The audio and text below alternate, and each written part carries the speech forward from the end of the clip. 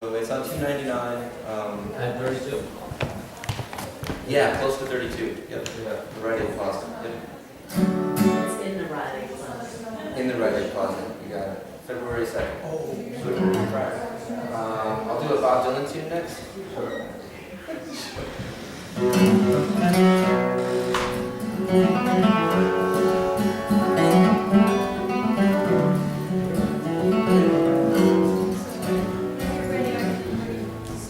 Ready to start? Okay. We have the actors gathering back, making their final arrangements, so I just wanted to introduce the evening just to say to everybody, welcome to the Art Society of Kingston Playwrights Lab. We have an unusual performance tonight that involves somebody's participation. It is only Act 1. There will be another act performed at Dutchess Community College, and then again, this play is going to be performed at the New Day Repertory in Poughkeepsie. However, the writer is still interested in fine-tuning the work. In other words, they're still interested in getting your feedback about this piece. So before we begin, I just wanted to encourage everyone to turn off your cell phone so that it doesn't get interrupted for the next hour or so. And the other thing is, I didn't know if anyone had any announcements for the group here, other upcoming productions. If not, the playwright would like to propose an announcement for the show. Here she is. Carolyn? Yeah, I'm just turning off my cell phone. Okay.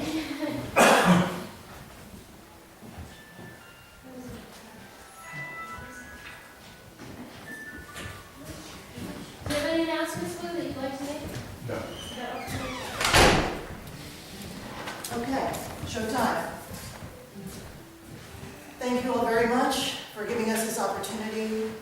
We're really thrilled to be here tonight and having a really talented cast of characters and actors and actresses and musicians. And as she said, turn off your cell phones and sit back, and I really hope that you are truly blessed and entertained by tonight's reading of Act 1 of The Rooms. Here's Jason to start things off for you. Thank you very much. One of the big questions I ask all the time is how come? And I hear people in these rooms ask that question all the time. How come I can't just have one beer with the guys? How come it turns into 10 or 15, and then some shots, and then some weed, and I have to get stupid as well? How come I needed to buy cocaine on Christmas Day? Why can't I just ignore my mother-in-law's snide remarks and play the holidays straight like normal people? How come I don't remember driving home, the name of the woman that's laying in my bed next to me, or where I got these pills that are all over the nightstand? How come I have to live with this baffling, insane, cunning, powerful disease called addiction that I don't want and I can't even come close to understanding? How come I'm still alive when so many of my drinking and drugging buddies are dead? How come I'm still alive? I finally realized some simple truths. Number one, it's not all about me. Number two, I can't do this on my own. And number three, most importantly, I must still be here to help someone else. What got me sober and keeps me that way is my reliance on my higher power. It's not easy for a guy like me to admit that I'm weak, that I have more questions than answers, that I've been humbled and humiliated to the point where I'm saying my prayers every morning and every night, just like a little boy. I boldly admit that my higher power is God, but whoever it is for you, and wherever you are in the spectrum of belief, I would encourage you and even dare you to do what I do. I run toward God with all my questions because I know that He's big enough to hold me while I wait for the answers.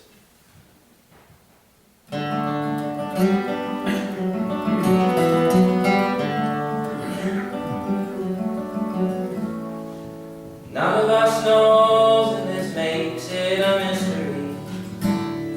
Life is a comedy, and why all the tragedy? 3.5 pounds of brain try to figure out what this world is all about, and is there an eternity? Is there an eternity? God, if you're there, I wish you would show me. And God, if you care, then I need you to know me. I hope you don't mind me asking the questions, but I Figure you're big enough. Figure you're big enough.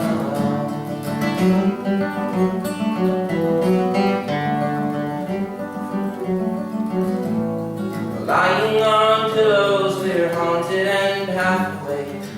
Does anyone hear us pray? If I die before I wake,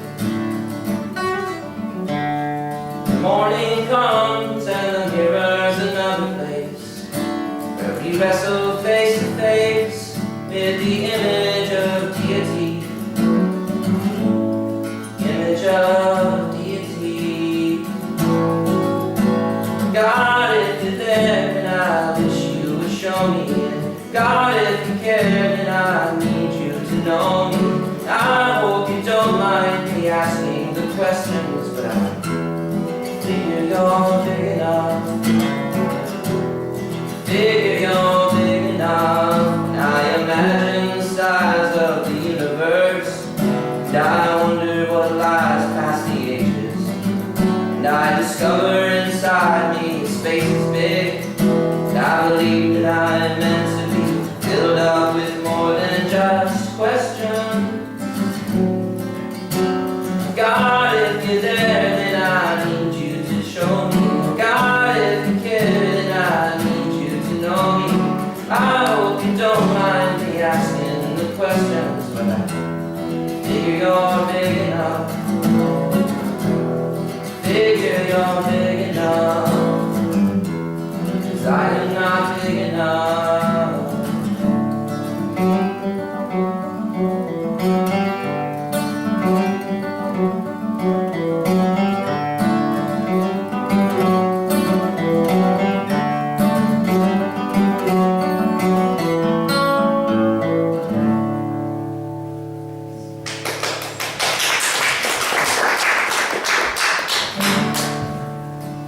That's Act 1, Scene 2 is going to be Jane's Women Group. It's a therapy group filled with some unusual characters, as you're going to see.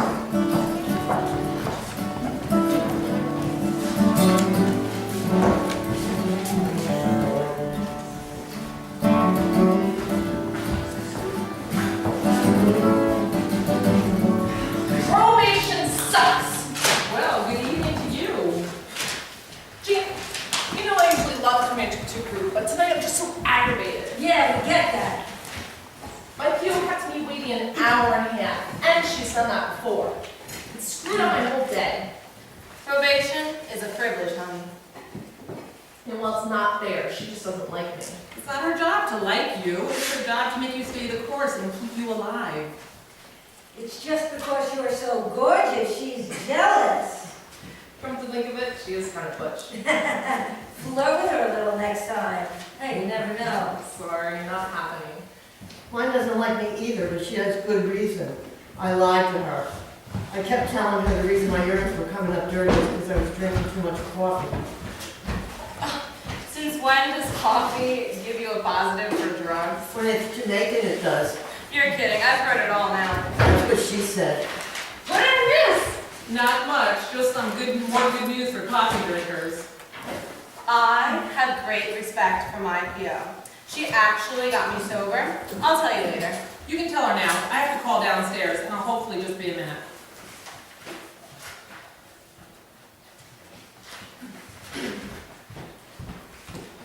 Hey, you're new here, aren't you? Oh, no, don't sit there, please don't sit there. Why can't I sit here? That's Diana's chair. She has a fit if somebody takes it. She'll whine and make you move, so we're just trying to save you the hassle. It seems a little weird to me. It's not like assigned seating or anything. I thought I could sit anywhere I want in the group therapy room. Don't take offense. When she gets here, you'll see what we're talking about. We tease her all the time and call her Janet from another planet. She's sweet, but just a wee bit spacey. I used to use with her, and actually she gets more normal when she's high. I could tell you some stories. You know better than to be telling stories. It's against the rules. You could resign the papers. I wouldn't say anything, ever. Don't hassle me. I'm not hassling you. I'm just reminding you of the rules. Whatever. Denise, tell me about your probation officer. Well, I first got sentenced, I kind of slipped through the cracks. I went through 2 probation officers who were temporary for some reason and didn't seem to care, so I didn't. I even finagled a travel class way before I should have. So I fly to Martha's Vineyard to see some friends, and I'm drinking and partying and having a blast. I'm not supposed to, of course, but I figured I'm out of state, so who cares?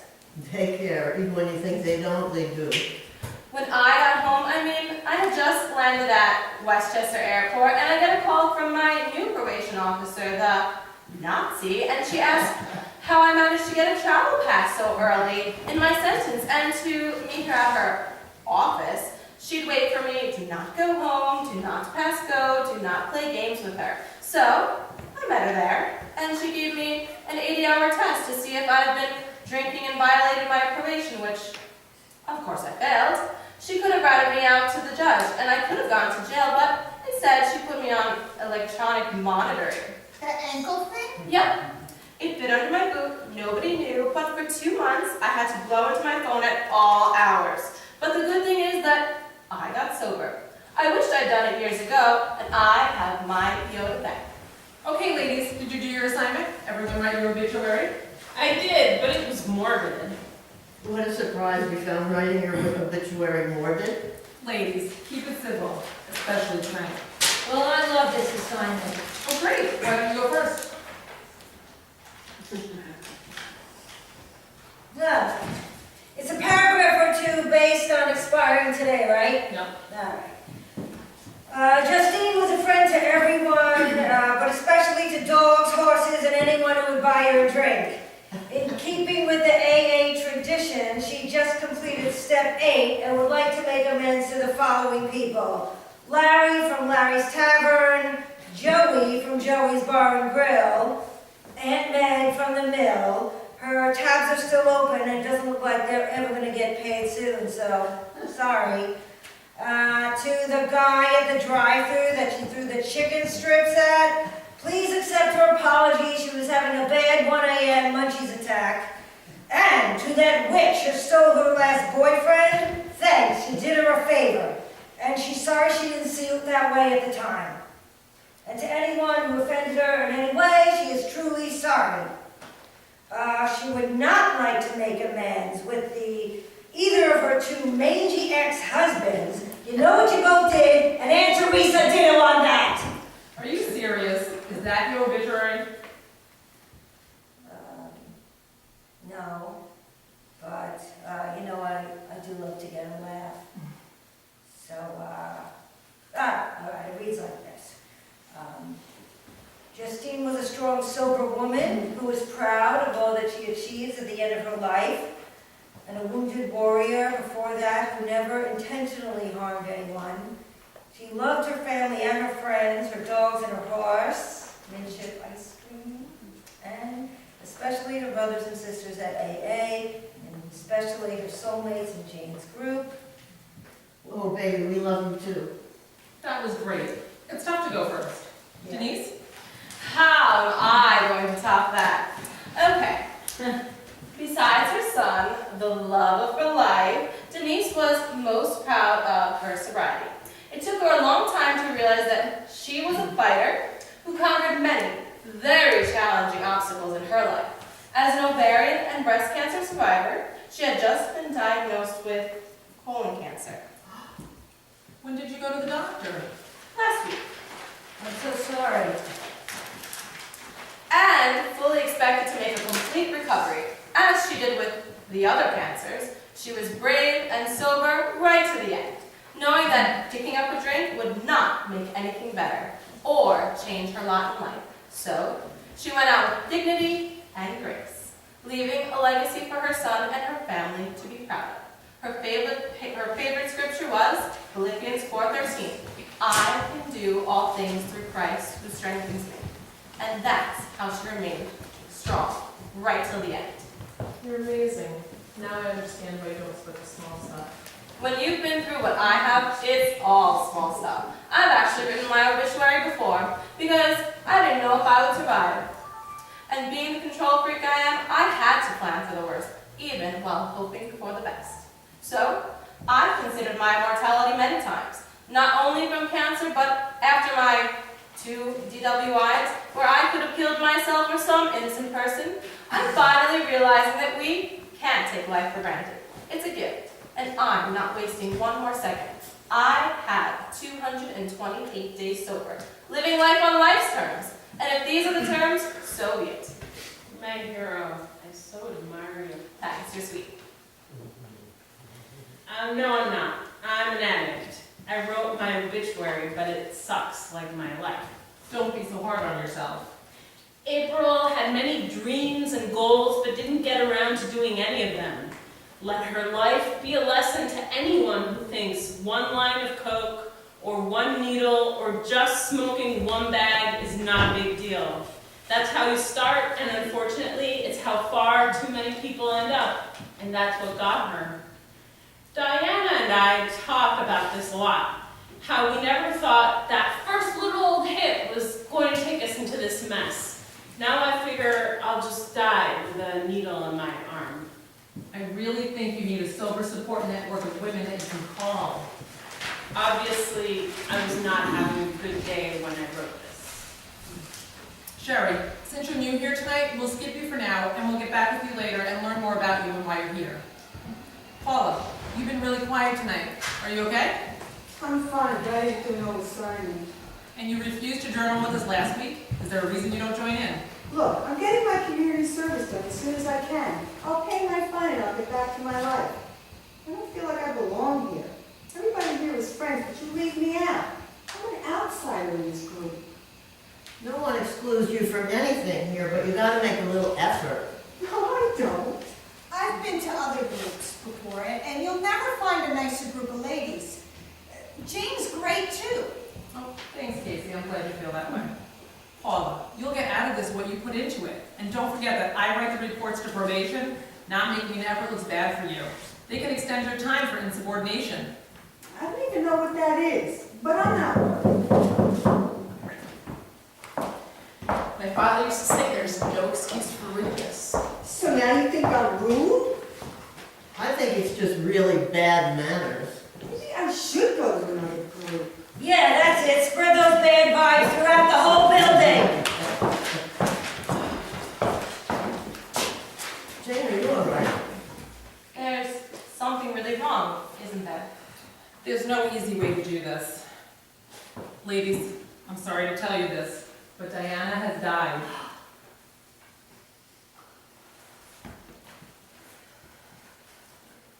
You knew, didn't you? That's why we had to do the obituary? Well, I knew she died last weekend, but I didn't know how, and I wanted to wait before I told you all. The toxicology reports will take a while, and what I do know is that her sister had taken her daughter for the night, and when she went there in the morning, she couldn't wake her. They had found some potpourri in her apartment, you know, the legal marijuana, and they think she smoked it and just didn't wake up. The family's not publishing any obituaries, so this is the only way to tell you.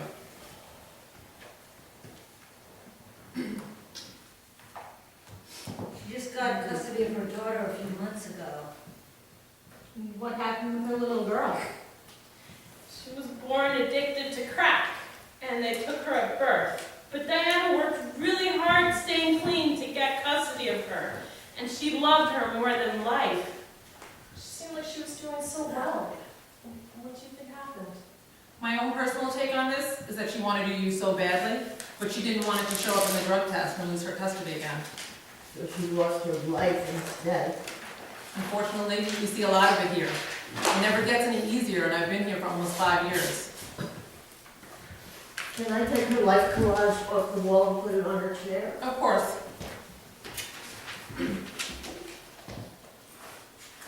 Oh, baby girl, what did you do? Did you know how much we loved you? Did you think you were all alone and nobody cared? Look at these pictures you put in your collage. All the beautiful places you were going to take your little girl when she got old enough. How will that beautiful baby girl ever know how much her mommy loved her? Is that really what you want to say to her? Yes, as a matter of fact, it is. Look, everybody's hurting, we all express grief in different ways. Look, I'm really shocked, but I'm not surprised. Diana, I am so sorry, but I'm so scared. If you couldn't stay clean with all you have to live for, I mean, your daughter and everything, what chance do I have? I know it's hard not to use, but you had friends here. We were all in your corner, and you just...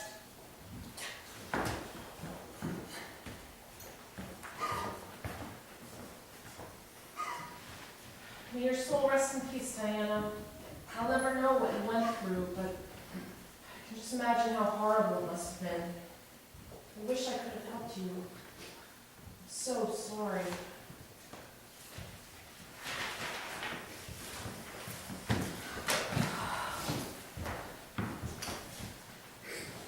You always ask me if I had some gum, and tonight I did. In fact, it's a new flavor I thought you would like. Double fruit, just like you. For once, I really don't know what to say. There are no words, or if they are, I don't know what they are. I don't suppose you have anything to say. No, I don't.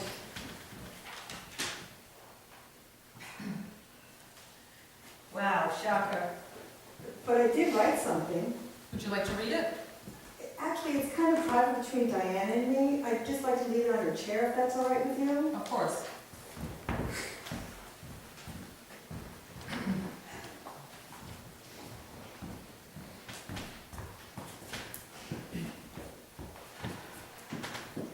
Diana was the only one who reached out to me when I first got here, and I'll never forget it. We had a lot in common. My first baby was taken from me because I was only 15 and I was sexually assaulted by my mother's brother, and they took the baby to make it all go away. That boy wants nothing to do with me. Last I heard, he was doing 6 months and counting. My son with my ex-husband went through this program here. He had gotten in with a bad crowd, but now he's doing really well. Me and Diana had a lot in common, and I'll miss her.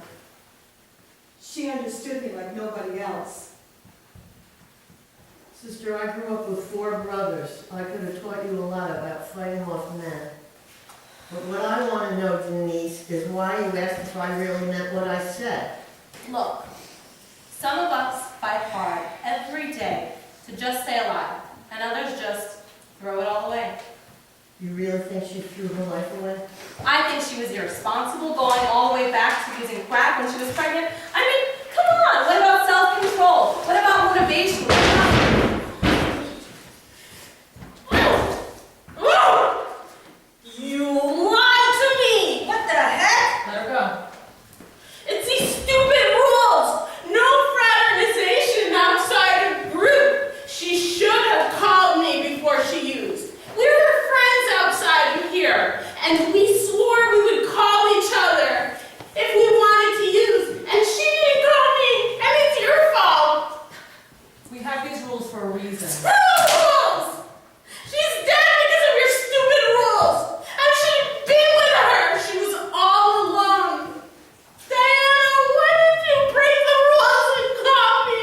All right, that's enough. She's gonna hurt herself.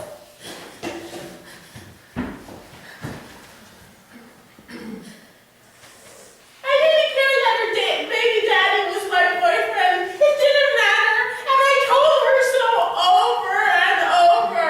She still blamed herself, but I didn't. I blamed him. It's all his fault. He abandoned her, and she couldn't handle it, and I tried to help her. April, honey, don't blame yourself. You couldn't have stopped her and you couldn't have saved her. Jane couldn't do it with all her experience, and you can't either. Don't punish yourself, and please know it in no way is it your fault. Is it crazy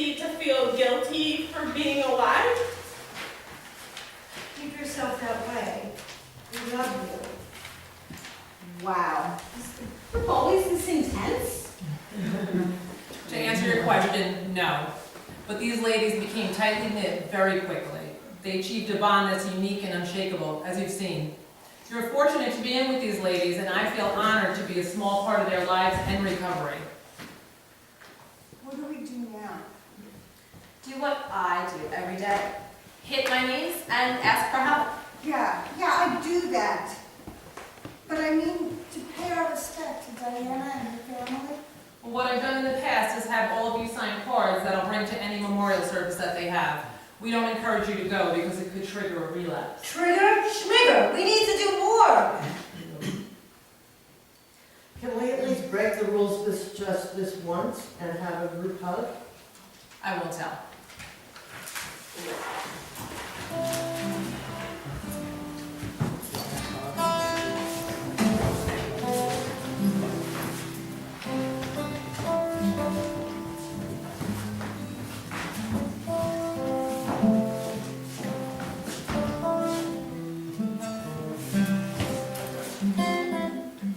Girls, we've got to stick together and keep us all alive, promise?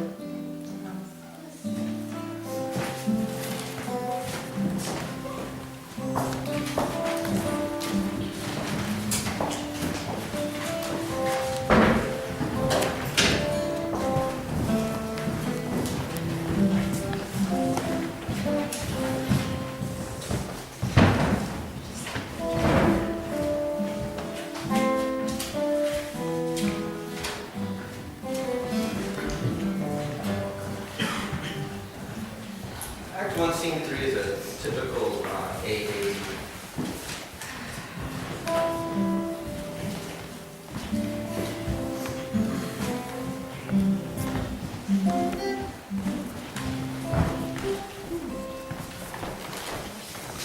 What you hear here, and who you see here stays here.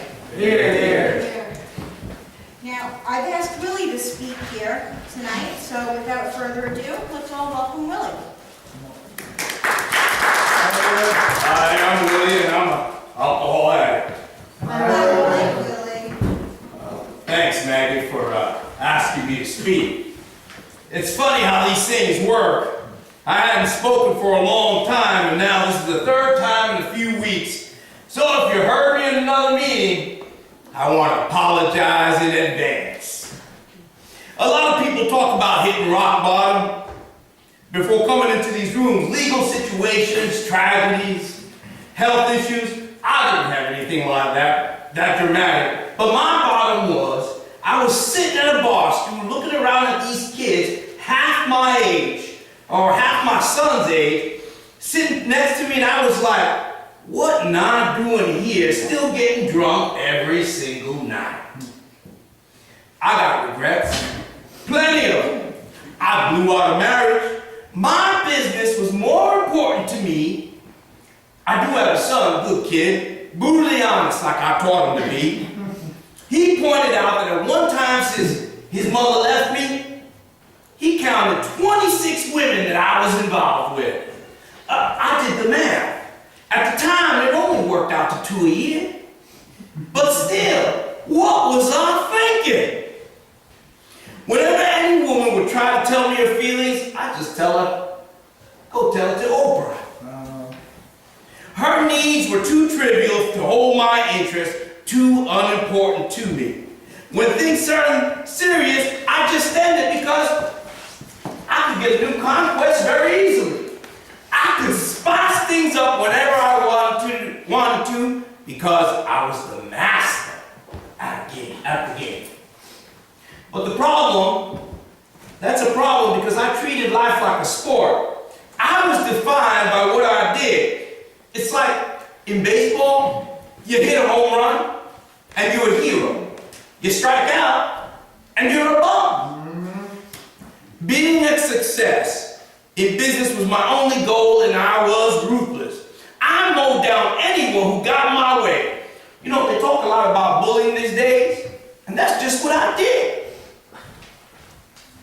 Family, friends, girlfriends, I was afraid of them spoiling my big plans for success, and that's why I bullied them.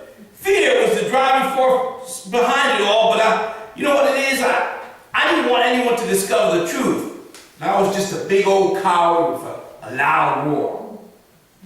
After I got out of Vietnam, I experimented with a lot of drugs, acid, speed, shrooms. I think it was the combination of being a child of the 60s and realizing that in that war, it was the biggest waste of 3 years of my life, and it ticked me off. You know, I had always drank because that was the easiest and cheapest way to get high when I was a teenager.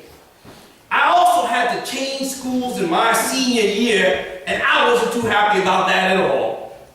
If you're sensing that I have some anger issues, you'd be right on the money, and I haven't even gotten to my father yet.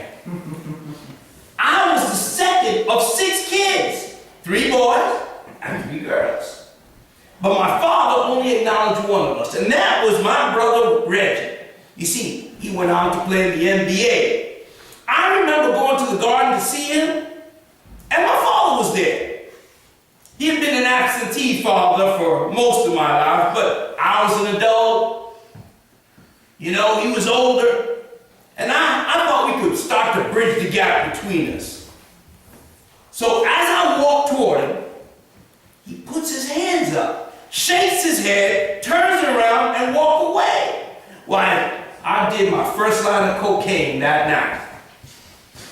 When I was in my 20s, I drank a lot, but after a while, I noticed fewer friends were around. Oh, they were getting married and buying homes and having kids, and here I was still broke after payday, after getting thrown out of bars on a regular basis.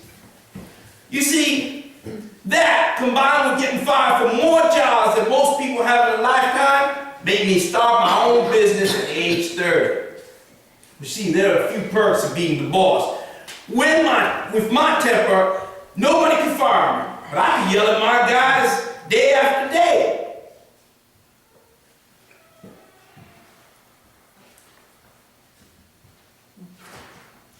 You know, I can also reschedule jobs whenever I want to. I made a ton of money, but I worked hard, so I played hard. And this was the 80s, so like everything else, my drug of choice was cocaine, washed down with only the best champagne. Yeah. I was an elite group of partiers, but I felt like I never belonged. I was still the guy whose own father didn't even want him. Like the story in the big book, I was living empty. I was also changing women like I was changing underwear. It got so confusing and chaotic for a while, it stopped being fun. Finally, I met this younger woman, and she was pretty naive, but really smart, and I just blew everybody out. She started working with me in my business and partying with me on the weekends, and we had a good thing going. She assumed that we were going to be together forever, and I didn't want to burst her bubbles because she really was a hard worker. And my business grew tremendously when she worked for me. After stringing her along for a few years, I found out she was seeing someone else. So I asked her to marry me, which put the kibosh on the other guy. I didn't really want to marry her, but I didn't want to lose her either. But then she gets pregnant, and I'm like, oh man, what now?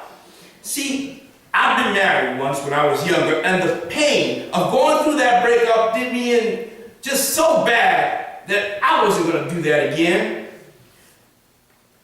There was my business, my money, my properties, and no woman was ever going to take that away from me, not even the mother of my only child.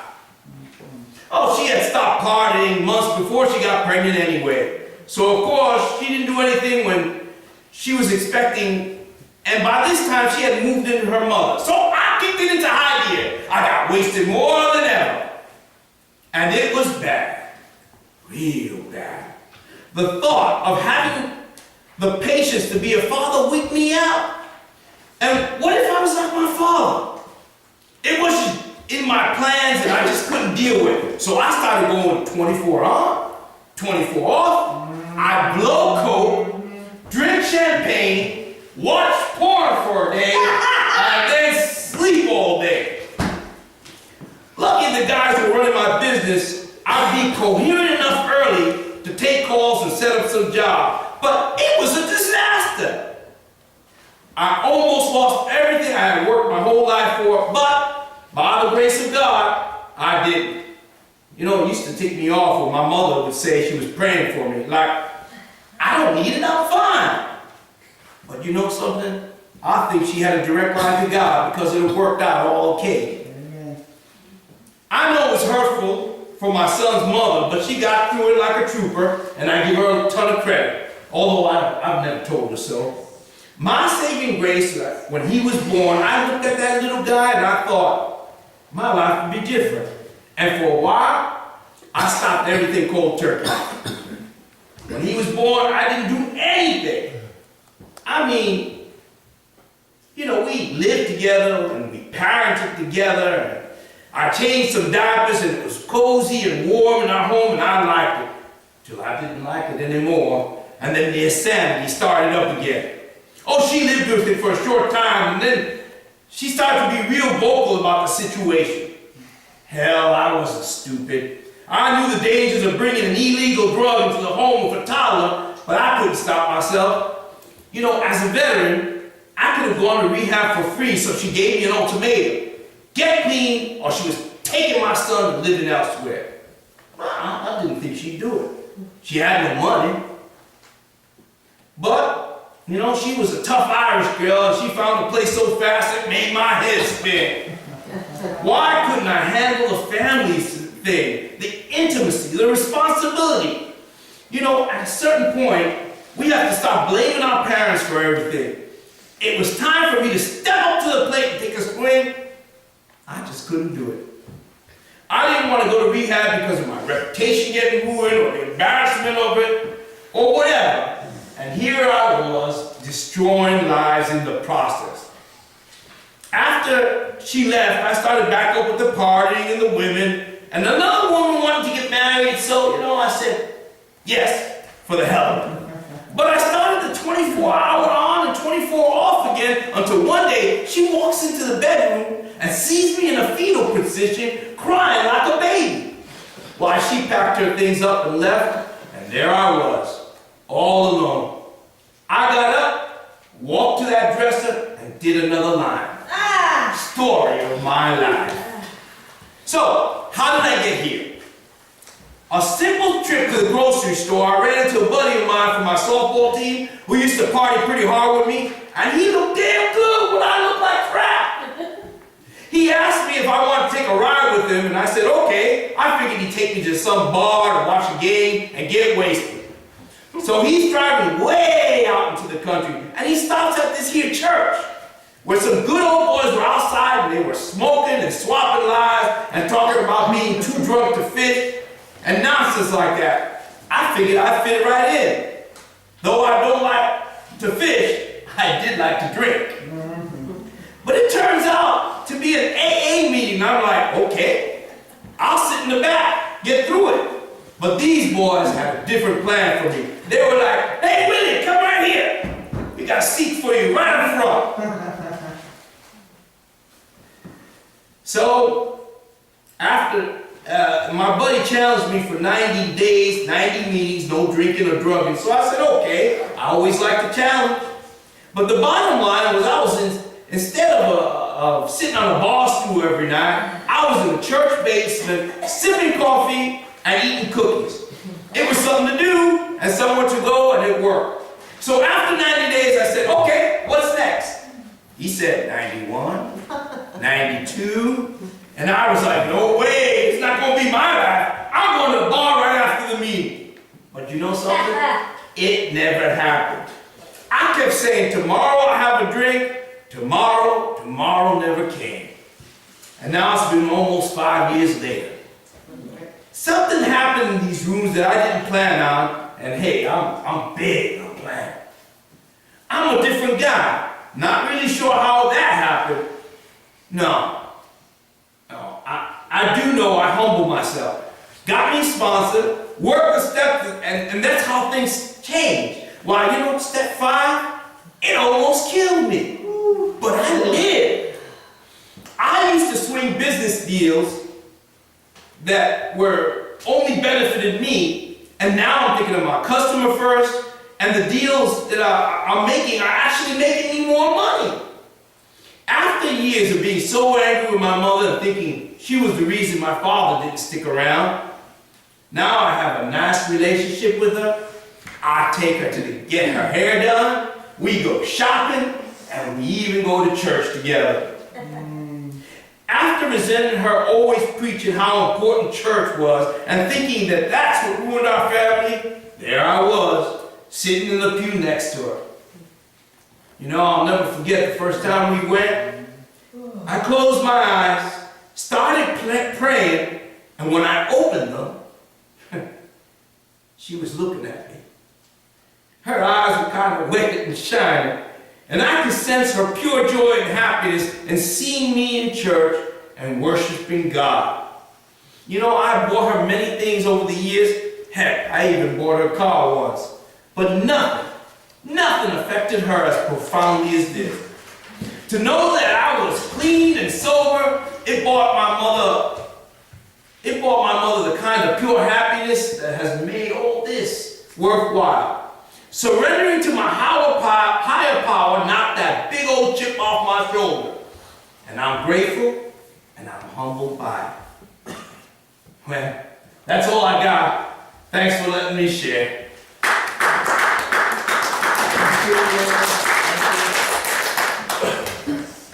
Thanks, Willie. I actually did hear you speak a few weeks ago, but I always get something new when you share.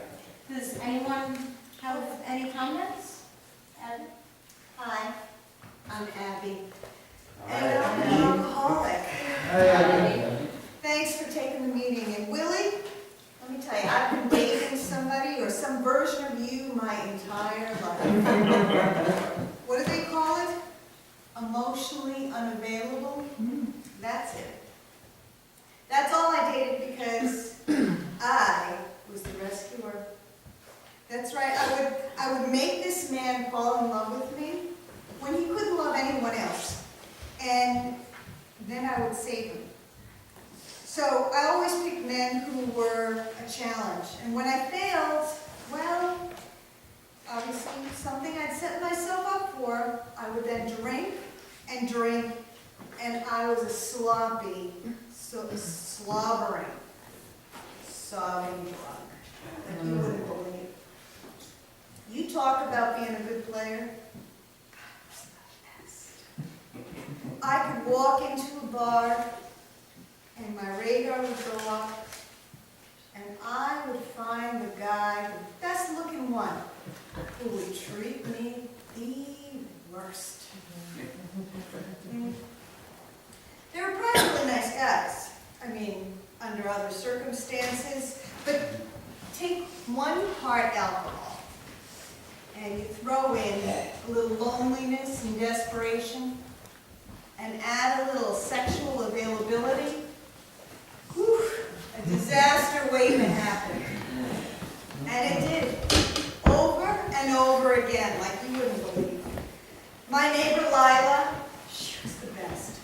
She would know right away. She'd take one look at me and know if it was going to be a wine drinking night or a beer drinking night or one of those nights where we would absolutely get obliterated. We were like a really bad reality show. It always went the same way. Oh, he treated me so bad. I'm too good for him. Why doesn't he love me? And so on and so on. And you know what I realized? Not only was I addicted to the alcohol, I was addicted to the drama of the entire situation. There was nothing else I could talk about. I mean, it was always about the guy that was letting me down or disappointing me at that moment. And I'm a college graduate. Like, there's nothing else I could talk about? Come on. Life became very one-dimensional. And all my friends started moving away from me, avoiding me like the plague. And then finally one night, I was sitting at a bar, slurring to the bartender, who was trying to watch the ball game, mind you. And then I saw myself in the mirror. and I actually didn't recognize myself. I was like, who is that pathetic looking person? And that was the moment. That was the aha moment that I needed. I went to a meeting the next day. It was a woman's meeting, and let me tell you, I never looked back. And my mother used to say, God gave us eyes in the front of our heads, so we could see where we were going and not look back. That was the first time I think she was really right. Amen. So, is there a happy ending? Do I have a nice guy in my life now? No. But, fellas, they say you should date somebody who's an A. So, if there's anyone who's interested, we'll chip the coffee pot later. Thanks.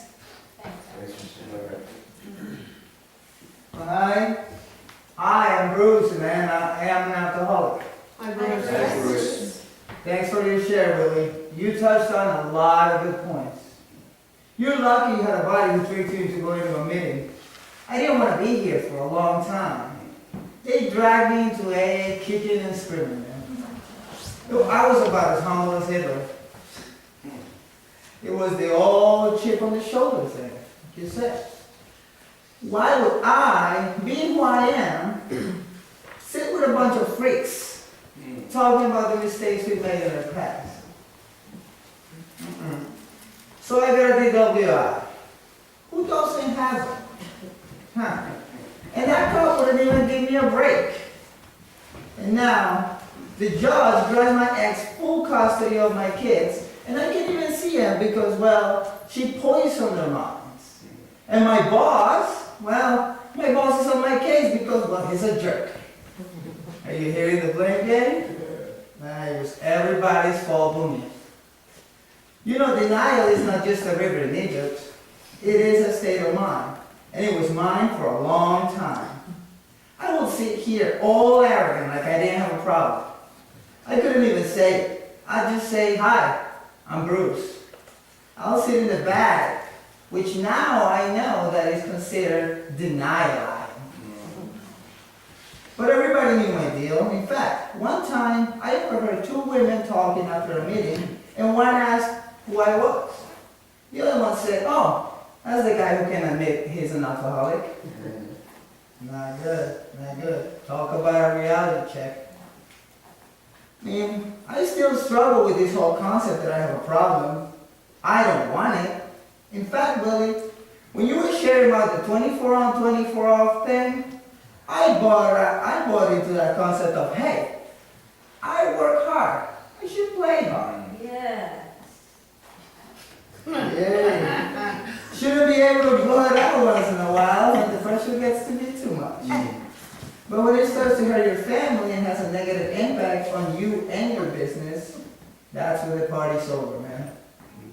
I came here for selfish reasons, to clear my legal situation and to get to see my kids. But I stay because there is something in these rooms that you can't get anywhere else, man. And well, I will keep coming back until I figure it out. Thanks. Okay. Hi, I'm Heather. I'm an addict alcoholic. Hi, Heather. Both my parents had issues with alcohol, and I grew up in a pretty violent household. They would drink and fight, and I would get in the middle of it to try to break things up. Here I was, a 5-year-old, calling 911 on a regular basis. It was insane. This went on for years until they finally got divorced and my father moved out. Since my whole life was so chaotic, I stayed at school a lot because I didn't want to go home. I got really good grades all through school, and in middle school I was in every sport and every after-school activity I could get involved in. I'd been friends with most of these kids since kindergarten, and I was really popular. A lot of my friends came from broken homes, and we were all so tight because we knew each other's history and stuff. Then my mom couldn't keep the house up after the divorce. I guess my father never paid what he was supposed to pay. He kind of just dropped out of our lives because he was drinking so much and couldn't keep a job. So we had to move in with my grandmother, and I had to change schools. I I went from a really small school where I knew everybody to a huge one where I just faded into the woodwork. It was very cliquey. And if you didn't know these kids from birth, they didn't want to have anything to do with you. The only ones who accepted me were the partiers. They were always looking for someone new to get wasted with. I fell right in with them. It seemed familiar to me after the way I was raised. I even did the goth thing. Everything I wore was black. I had black hair, the whole deal. I really didn't do hard drugs. I liked weed and alcohol, and probably would have stopped at that. But then I started cutting, and my mom felt. She sent me away to this mental hospital, which I hated. But when I turned 18, she had no control anymore, and I left. One night I was in the car with some friends, and we were going to get a case of beer and then head out to the reservoir and get wasted, but the idiot driving lost control of the car on this bad corner. I mean, we were all yelling at him to slow down, and then we crashed. And the girl next to me in the backseat died. She was alive 1 minute. She was even helping those of us who were hurt, but I guess she didn't realize she was injured real bad, and she just fell over, and that was it. She was dead. That hit way too close to home for me. So after I got out of the hospital, my dad came to see me. I didn't know he'd been going to AA. He was sober, and he encouraged me to go to some women's meetings. At first, I felt like the Cowardly Lion in The Wizard of Oz. I had no courage. I was so scared. I didn't know how I was going to be brave enough to walk into that room, but I did it. Before I went to AA, I felt like all the characters. I was like the scarecrow without a brain because I'd made so many stupid decisions. And I had no heart like the Tin Man because I shut that off to all the pain in my life a long time ago. At AA, I realized my higher power was like the wizard, who told me I had all those good qualities living inside me already. And the Yellow Brick Road is like the steps that we have to follow. The only character I could relate to was Dorothy, because she wanted to go back to her loving family, and I never knew that growing up. I only knew fighting, drinking, and abuse. But the good news is that my father has a celebration at the end of this month, and I'm going to get to see him get this 5-year chip. Great. But as happy as I am being sober now, I can't help but just wonder how I'm going to turn 21 without a drink. I'll be legal then, and that's when most people just start partying, and Mariana's on already. I guess I shouldn't worry about that though. Thanks. Thank you very much. Hi, I'm JC. Hi, Jason. Addict alcoholic. I wasn't going to share there, but I had to let this young lady know that I just celebrated my 21st birthday in Vegas without a drink or a drug. When I turned 21, I didn't get a call from my drug dealer or the bartender. All my so-called friends were still active. But my sponsor took me out for a nice steak dinner, and my parents threw me a nice big celebration. And that was a party. Thank you. Thank you very much. Hi, my name is Phil. I'm Hi, Phil. Thanks to Sheriff Willie, and thanks to you young people that stayed the course. You may think you're missing on something by not being able to drink at a young age, but believe me when I tell you, I wish I had gotten sober 30 years ago. There are big gaps in my life that I just don't remember. Like when my kids were little, I just worked and drank. I thought that was a manly thing to do. I often feel like a scarecrow. If I only had a brain, I would have done things differently. And I can't get those years back.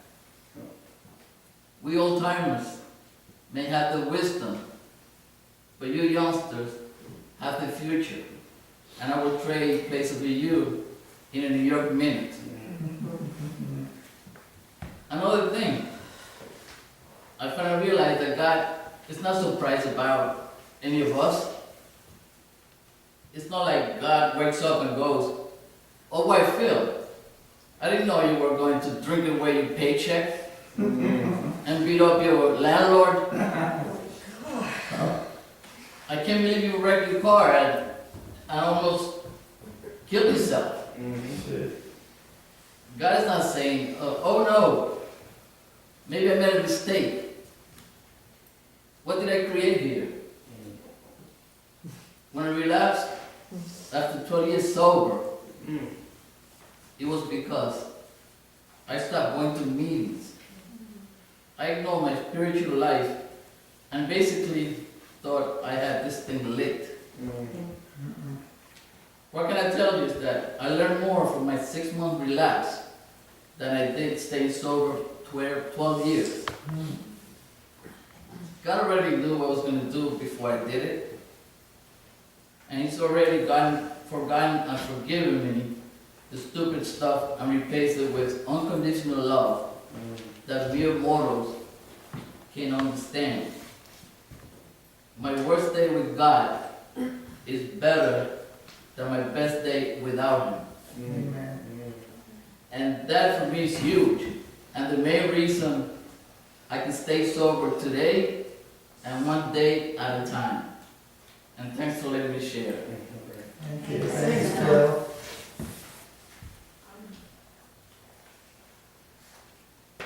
Hey, I'm Norma. Hi, Norma. I'm Nice not to an see you. alcoholic or an addict. I thought this was a prayer meeting at a church. So I kind of liked what everyone was saying, so I stayed. I hope you don't mind. No. I drive a taxi, and I know a lot about what you're all talking about because I used to pick up the drunks, the addicts, the prostitutes, and they all talk to me. See, I think God wants us to help each other out. I know He wants me to. So I don't understand why you all do what you do because life is short, and God is good. So why waste 1 minute? The one thing that people tell me in my cab is that they all want love, and they got hurt by someone who was supposed to love them, but hurt them instead. So they hurt themselves.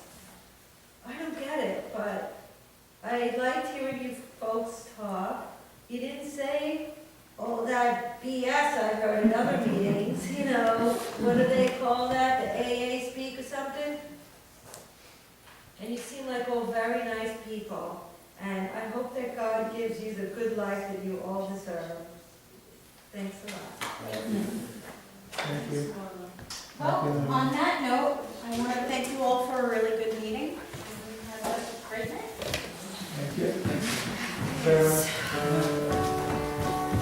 Anybody go to the diner? Let's go. Hang on, all right, I'll meet you over there. All right.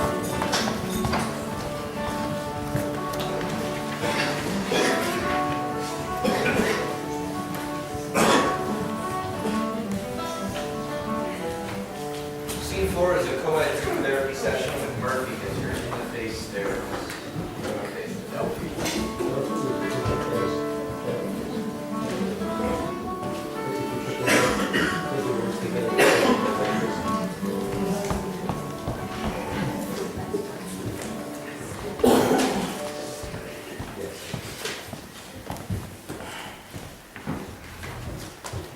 Hey, Anthony. You look like crap. Your clothes are a mess and you haven't showered. What, you hungover or something? Nah, I only had one drink last night. I guess you forgot where you're at. You can't drink when you're in treatment. You do know that, right? First of all, alcohol is not my drug of choice. And besides, I only had one drink for the past 7 hours. One drink in 7 hours. Didn't it get all warm and stuff? Look, Aren't you here because of violating parole when they caught you with that bag of hard? If they knew you drank, that's another violation, man. Believe me, I know. look, let me break it down. It was in the car I was riding with, and it's not yet been determined that it was mine. It's not yet been determined? Is that legalese or what? Did you have to lawyer up? That's all we do is look, dude. Me and my cousin are tight. So I go to Brooklyn, right? And she's like, yo, cousin, let's have a drink. You know, so I can toast to her birthday. I didn't smoke or nothing, I just wanted to celebrate with you. Yeah. How close is she if she wants you to have a drink when you're in treatment for violating your parole? We're tight, she gotta go home. You wear those sneakers when you went to Brooklyn? Yeah, why? They scream gangster to me. You got peeps? I got peeps. Oh, Anthony. This whole situation is just so wrong on many levels, I don't know where to start. For one thing, it's real common to trade addictions. People who can't do drugs start drinking and vice versa. Aren't you trying to get visitations with your daughter? Did the judge take that away until you cleaned up your act? What if they find out about the one drink? I'm sure there was other stuff at the party. Sure there was, but I didn't do it. Look, I came clean with you all. I had one drink all night long, and alcohol is not my drug of choice. So if I give you a plea, you're clean. Was it wisdom? Listen, man, I have been incarcerated, on parole, in rehab, in halfway houses, all because I did stupid stuff and I put myself in places I shouldn't have been. Let me tell you, if they send you away, your peeps are not going to know you, and that judge will keep your little girl from coming anywhere near you. You know why I got into drugs in the first place? Because my father was in and out of the joint so much that I didn't have a father. I didn't have a childhood. He stole it from me. And when he was home, he was wailing on us, my sisters, my mother, and he hurt us so bad that, well, you have no idea. So I hit that crack pipe because, well, I was going to hurt myself before he could hurt me. Yep, it was like I took poison and I wanted him to die. I still pray every day for that man's death. But I turned my life around now because I got me a son that is 6 now. And I'm not going to be the kind of father my old man was. I stay clean so I can play ball with my son and go to his soccer games. And now I've just got permission to take him out to the movies and to eat. And soon I'll even be able to spend the weekends with her. But I didn't get this privilege by putting myself in situations where I had no business being. I am 38 years old, and it took me 20 years of nonsense to get where I'm at. You know? And I'm not going back. You know what I'm saying? I got my GED in prison, and I just got my CDL license. Jobs are coming my way, and I finally feel blessed. But it was no easy work. It ain't no easy thing, man. Hey, so Mimi, what do you think about all this? I mean, Daryl's sharing some real positive stuff. You look zoned out over there. What's going on? I'm just not happy about all the lies my ex-husband's been telling the judge to keep my kids away from me. And they still don't want anything to do with me. I haven't had a drink since they took my kids away 172 days ago, and by the grace of God, I'm sober, and I pray every day to the Blessed Virgin Mary to turn my situation around. Okay, so I'm hearing what your husband did, and what your kids did, and you pray, but what are you doing to stay sober? Like I said, I pray for strength, and I try to do the right thing. Trying is lying. What exactly are you doing? You know, staying sober, well, it's like, here, I'd like a sexy stomach, but unless I do crunches and ride my bike and just eat apples and tofu, I'm not gonna have it. I mean, you're sitting there all tensed up, you're wound pretty tight, your teeth are clenched, and you look miserable. You wouldn't understand. Oh, try me. I've been doing this for a while. Look, I'm all for praying and getting in touch with your higher power, but I'm not hearing what you're doing to stay sober. Are you going to meetings? Do you have a sponsor? What is your sober support network? Because coming here, that's just not enough. What do you think, Daryl? I mean, I think she's active. I don't think she's had a sober day yet. Not my idea of a sober confidence. You guys don't know anything about me. Ruby, you're headed to rehab, right? That's right. I tested positive twice this month, but I had a prescription from my doctor for back pain, so of course it's going to show up. Yeah, but you were taking the meds above and beyond, weren't you? Didn't you get some extra scripts and take those too? I didn't know I was doing anything wrong. I went to different doctors and they all gave me meds, and I needed the extra, so I took extra. They were prescribed. But you also bought some on the street, and you know that kind of healing is illegal, right? Buying and selling selling prescription meds? You can't do that. And didn't you like have 4 positives since you've been here? No, only 3, but one was for alcohol, and that was months ago. Oh, I'm hearing some pretty lame excuses from you. And the bottom line is, how are you gonna stay on this drug and alcohol merry-go-round? I mean, you're no spring chicken here. And you're going to rehab with kids half your age. When is it going to end? When am I gonna read your obituary? Look, my husband's on disability, and I've been taking care of him and my grandson because my daughter's in treatment and working full-time to support her son because her husband's in the county jail for 60 days. I got a lot going on and none of it's good. So you add to this mess by abusing drugs and alcohol when you're in treatment program and on probation. So as a last resort, the judge sends you to rehab, and what if that doesn't work? I'm looking at 3 to 7 in state prison. That's right. This is the last stop before going away for a long time. So who's gonna watch your grandson and take care of your husband? My sister is staying at my house while I'm away, and rehab is just 28 days. You say that like it's something that you just have to go through. Not like you want to get well. I mean, you're a lifetime habitual addict looking at rehab and then jail. And then we got Mimi over here who's playing the blame game and not taking responsibility for her part in what got her here. And Anthony, whose whole life's ahead of him, and he keeps putting himself in situations that are dangerous at best and stupid at worst. I mean, what do you guys think about this? I mean, I know you all have your own opinions of what's going on up here.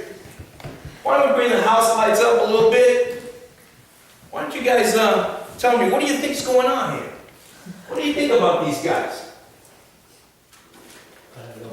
No comment? You have no comment? What do you think? Come on, someone's like, what's going on here? Look at Anthony. You think he's doing the right thing? What's that now? No. Well, what's he doing wrong? So far what I hear, everything. Everything. You're doing everything wrong. Anybody else got some opinions? Sir, an opinion? It's education. They don't have it. Oh, that's Excuse true. me. It's true. I'm sure you need to understand, man. I've been there. You need to take cautions. You two girls too. Needs to be done. What about this lovely lady here, Mimi? I mean, she's just look at her. Look at her. Does she not? Come on now, you got an opinion. Doesn't she look miserable? Look at that woman there.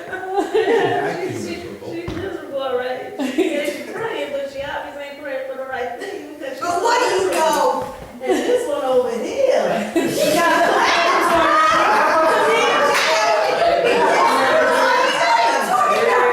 Nobody asked, right? Oh, well, you did ask my opinion, and I'm giving it to you. If you take my time and plan accordingly in your life, honey, I'm sure you had that done many times too. But if you plan properly in your life, you wouldn't be in this predicament now. So when you're planning, don't just plan on You understand? what you're doing to get yourself there. Come on. And that's the problem. I tell you folks, these guys have a lot of courage to try to come here right now, but a lot of them are not doing what they're supposed to do, and they have to get on with their lives. Amen. Hey, well, you know what? Thanks for the feedback, folks. Look, I've been doing this for over 8 years. I worked detox, rehab, and now I'm here as a counselor at this treatment facility.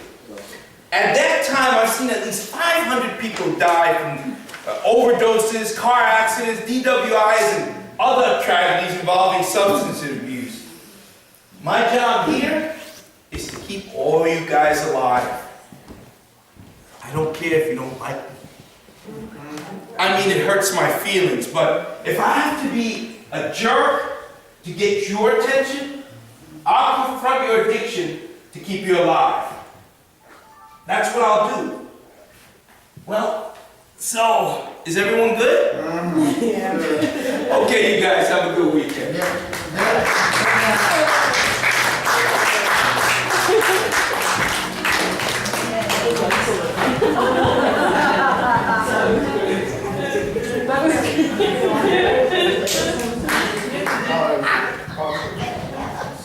25 features 14-year-old Miranda, who is a very musical young lady, but for tonight's reading I'll be accompanying her as she, let's let her tell her story. This is the air I breathe. This is the air I breathe. Your holy presence living in me. Hi God. Dear Lord, I didn't mean to be disrespectful. I really need to talk to you. I wanted to make sure you knew where I was now. Well, of course I do. You're God. What was I thinking? Sorry, I'm all mixed up these days. Anyway, welcome to the Pink Palace. Aunt Teresa must think I'm still 6 years old. Have you seen how many Beanie Babies are in here? I'm not complaining. Well, maybe just a little. I'm grateful that she took me in. I wish I was in my own room, that's all.